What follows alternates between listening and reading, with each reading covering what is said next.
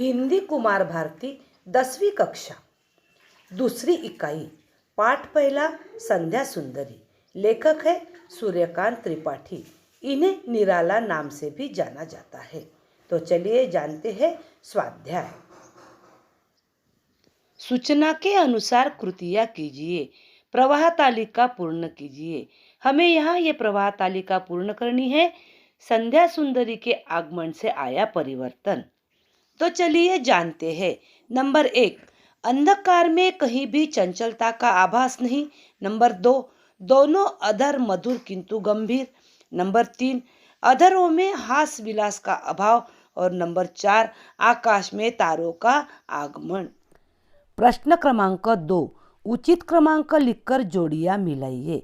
सबसे पहले हमें अ और आ दोनों साइड में क्रमांक लिखने हैं। अ में नुपुर, नुपुर की जोड़ी आएगी रुंझुन रुंझुन, क्रमांक 7। अधर नंबर 4, मधुर मधुर, मीठे सपने नंबर 1, अगणित। कंठ नंबर 2, कमनीय। सखी नंबर 3, नीरवता। आसमान नंबर 5, मेघमय।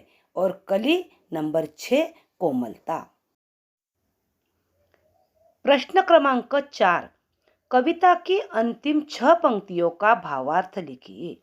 पाठ्य पुस्तक क्रमांक 57 से यह 6 पंक्तियां ली गई है। चलिए जानते हैं इन 6 पंक्तियों का भावार्थ।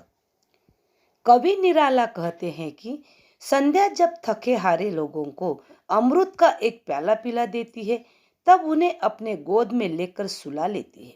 सोने के बाद थके हारे लोगों को संध्या भूले बिसरे असंख्य मीठे सपने दिखाती है। आधी रात के समय जब सब कुछ स्थिर हो जाता है, तब कवि का प्रेम बढ़ जाता है तथा उसके विरहाकुल सुरीले गले से संगीत का एक राग निकल पड़ता है।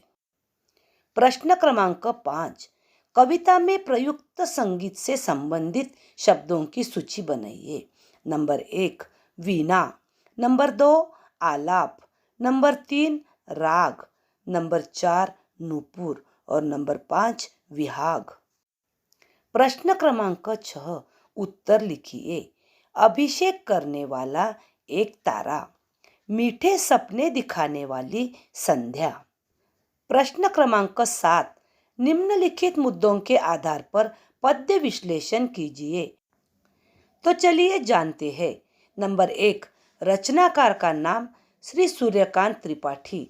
इन्हें निराला नाम से भी जानते हैं। नंबर 2, रचना की विधा, नई कविता। नंबर 3, पसंदीदा पंक्ति, दिवसावसान का समय मेघमय आसमान से उतर रही है, वह संध्या सुंदरी परिसी धीरे धीरे धीरे। नंबर 4, पसंद होने का कारण, यह पंक्तियां मुझे इसीलिए बहुत पसंद है क्योंकि इन्हें पढ़ते समय मेरे मानस पटल पर एक चित्र उभरता है।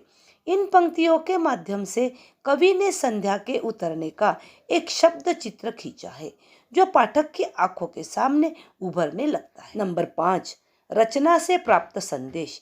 इस रचना से हमें यही प्रेरणा मिलती है कि व्यक्ति को प्रकृति को निकट से देखने, जानने और समझने का प्रयत्न करना चाहिए। प्रस्तुत कविता में कवि ने विभिन्न प्रतीकों, अलंकारों तथा बिंबों का भरपूर प्रयोग किया है। तो छात्रों, आशा करती हूँ कि यह पाठ आपके समझ में आया ही होगा। आगे उपयोजित लेखन अर्थात शब्दों के आधार पर कहानी लिखने हेतु चलते हैं आगे वीडियो की तरफ। धन्यवाद।